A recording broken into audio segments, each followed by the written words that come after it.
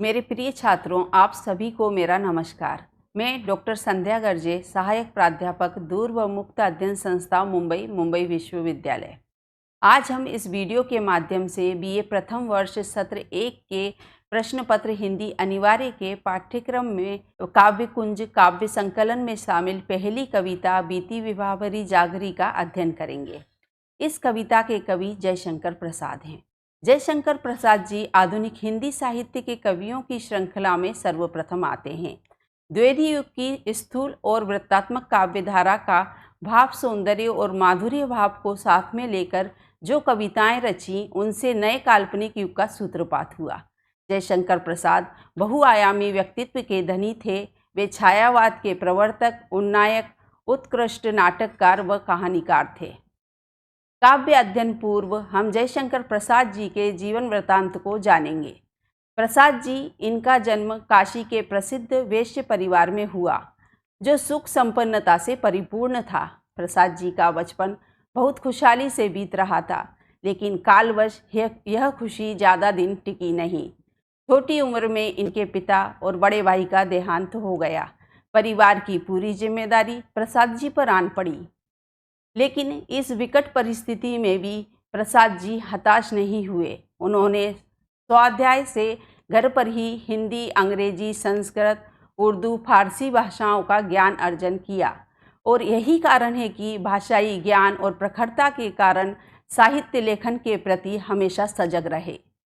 लेकिन परिवार की जवाबदारी, पत्नी वियोग, समाज के साथ आए आर्थिक संकट आदि परिस्थिति ने प्रसाद जी को तोड़ दिया और वे बीमार रहने लगे। एक लंबी बीमारी के चलते उनका निधन हो गया। अनेक कठिनाइयों से पूरित उनके जीवन में जो कुछ सुखद था, वह था उनका साहित्य के प्रति लगाव। यह था संक्षिप्त में प्रसाद जी का जीवन परिचय। अब हम उनका साहित्यिक परिचय देखें तो अपने जीवन में उन्होंने जो हिंदी साहित्य को ऊंचाई दी, गौरव दिया, वह द्विगुणित है, अभिमानास्पद है।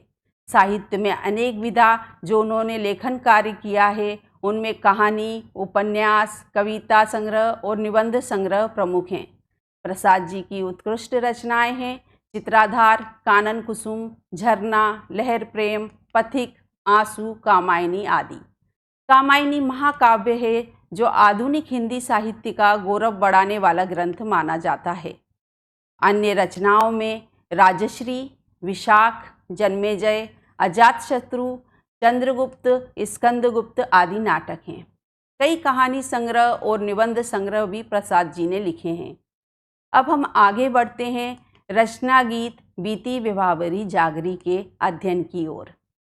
यह गीत जागरण का गीत है, नवीन ऊर्जा, नवीन ओज के संचार का गीत है।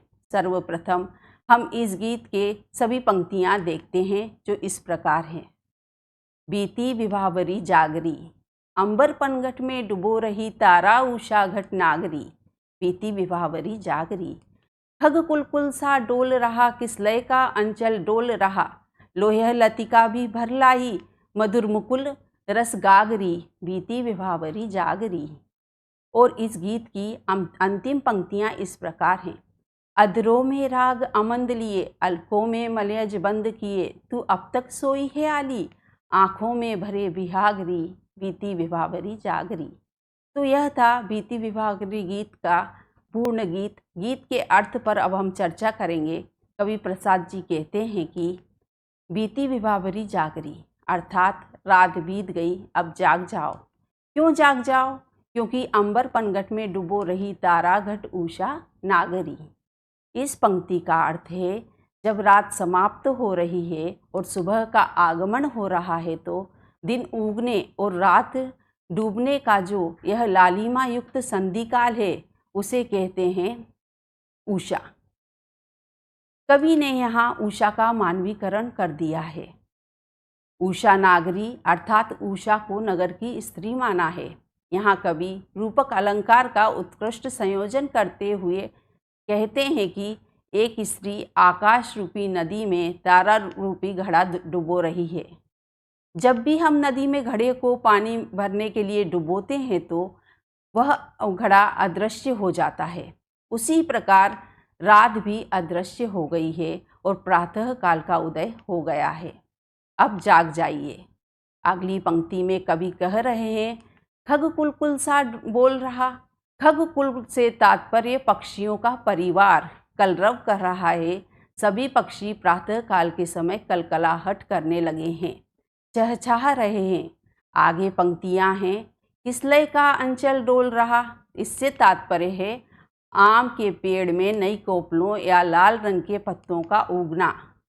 कई कवि इसका तात्पर्य सूर्योदय से भी लगाते हैं, लेकिन यहाँ कवि का तात्पर्य आम के पत्तों से ही है। कवि कहते हैं, प्रातः काल के समय आम के पत्ते ऐसे हिल रहे हैं जैसे ममता में स्त्री का आंचल डोल रहा है। आगे कवि कहते हैं, लो लतिका भी भर लाई। लतिका से तात्पर्य पेड़ों पर चढ़ी हुई बेल। कवि इन बेलों को प्रसन्न चित्त बताते हुए इनका भी मानवीकरण करते हुए कहते हैं, मधु मुकुल रस की घागर। मधु का अर्थ है मीठा, मुकुल का अर्थ है सुंदर, नवल से तात्पर्य है नया और रस से तात्पर्य है आनंद। इस प्रकार इस पंक्ति का अर्थ है, यह लता भी मीठा, सुंदर, आनंददायक रसों का घड़ा भर के आ गई है। अब तो जाग जाओ। आगे की पंक्तियों में कवि नायक नायिका का आश्रय लेते हुए इस प्रकार वर्णन करते हैं, अधरों में राग अमंद लिए। अधर का तात्पर्य है होंठ, अर्थात नायिका के होठों पर धीमा चलने वाला सुंदर राग है। कवि नायिका की प्रशंसा करते हुए कहते हैं, तुम्हारे होठ ऊर्जावान और सुंदर हैं।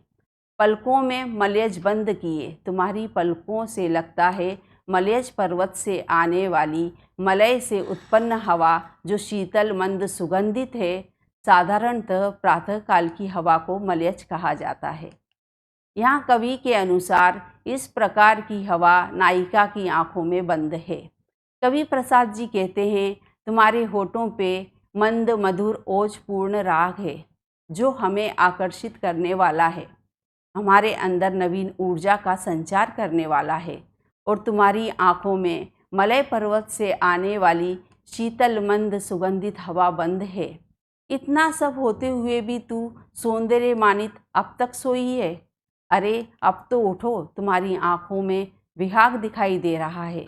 विहाग का एक अर्थ है सवेरा और विहाग का दूसरा अर्थ है विहाग, जो राग माना जाता है, प्रातः के समय गाया जाने वाला राग।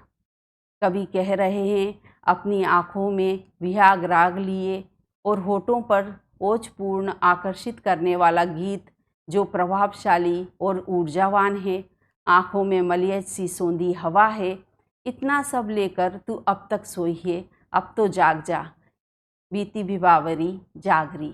यह था इस गीत का भावार्थ। काव्यगत सौंदर्य के संदर्भ में यदि हम चर्चा करें तो जयशंकर प्रसाद जी छायावादी कवि हैं, इसलिए इनके काव्य का प्रमुख विषय प्रेम और सौंदर्य तो यह ही, साथ ही मानवीय संवेदना इनके काव्य का प्राण है। प्रसाद के काव्य की भाषा साधनात्मक नहीं बल्कि वर्णनात्मक है। उसमें प्रकृति का रहस्यवाद है, अनुभूति है, वेदना और कल्पनाशीलता की पराकाष्ठा है। इन्होंने भावानुकूल शैली का प्रयोग किया है। अलंकार की दृष्टि से इनका काव्य समृद्ध है। परंपरागत अलंकारों के साथ परिस्थिति जन्य अलंकार इनके काव्य की शोभा बढ़ाते हैं। इस प्रकार इनका काव्य वैभव संपन्न, गरिमा आदर युक्त काव्य है। यह था बीती भिवावरी जागरी काव्य गीत का भावार्थ और स्पष्टीकरण। अगले व्याख्यान में पाठ्यक्रम की एक और कविता के साथ हमारी मुलाकात होगी। धन्यवाद।